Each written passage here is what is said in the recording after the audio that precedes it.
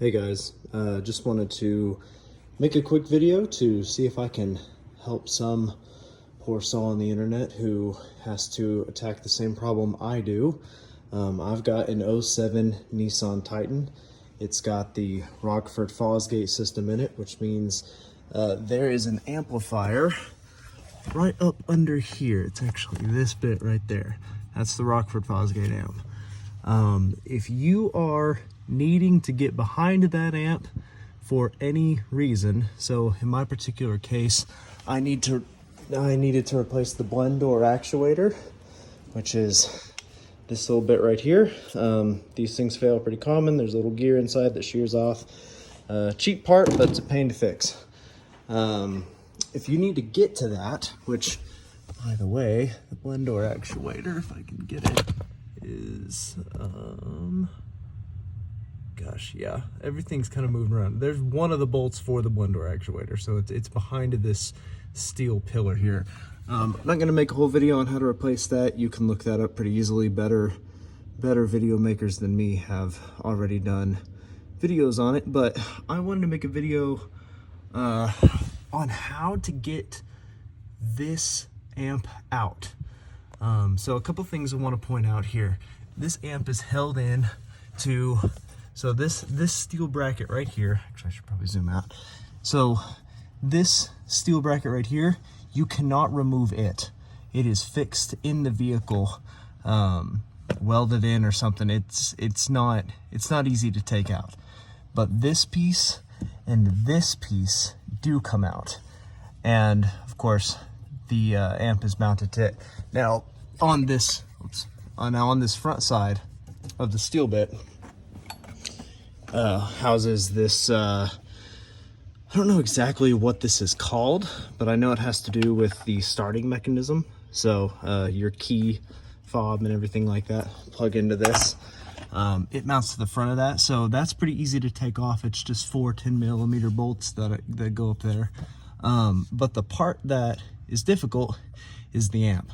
So the way that I found to do it, I don't know if I'll make a video on me actually doing it because it was a pain, but the best way I can think to get it off is to actually unscrew the amp itself by these bolts right here.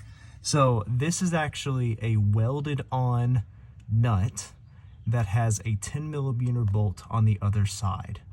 Now the 10mm bolt is going to be the same ones you see all the way through this process. It's this same one right here. This is not held in very tightly at all, or at least for my truck it wasn't.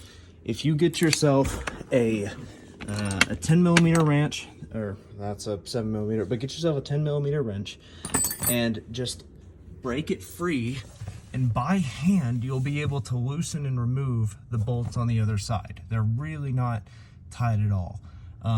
When you do that, you can completely free the amp itself.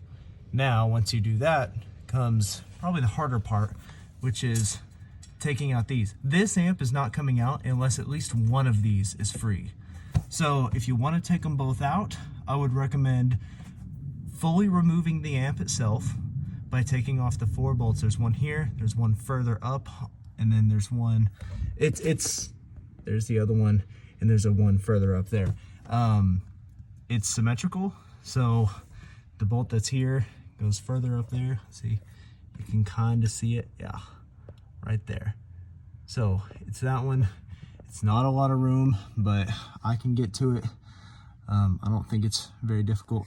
Now, something that might help you is just pulling apart or taking off the gas pedal there. It's just held on by those three spots right there. That's fairly easy to take off.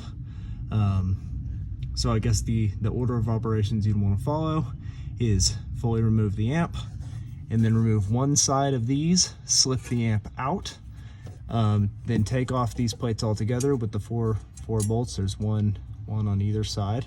Then take those pieces off, do whatever work you need to do to put the or with the amp gone, and then whenever you're ready to put the amp back in, this is the tricky part. I would, before these are in, put the amp up there and just hold it in place with your hand. Just press it up against something and hold it there.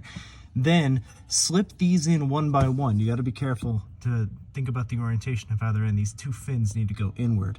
Then slip these in one by one, just hand thread in a single screw on each side, and then hand thread in one of the bolts there, and then everything's relatively in place and you can start hand threading in each of the other bolts. And then just, of course, tighten it back down with your 10 millimeter wrench. But yeah, if anyone's struggling with that, that's how I would say to do it. If you have any questions, just reach out to me in the comments. I'm pretty active on YouTube, so I should be able to answer any questions pretty quick. So thanks.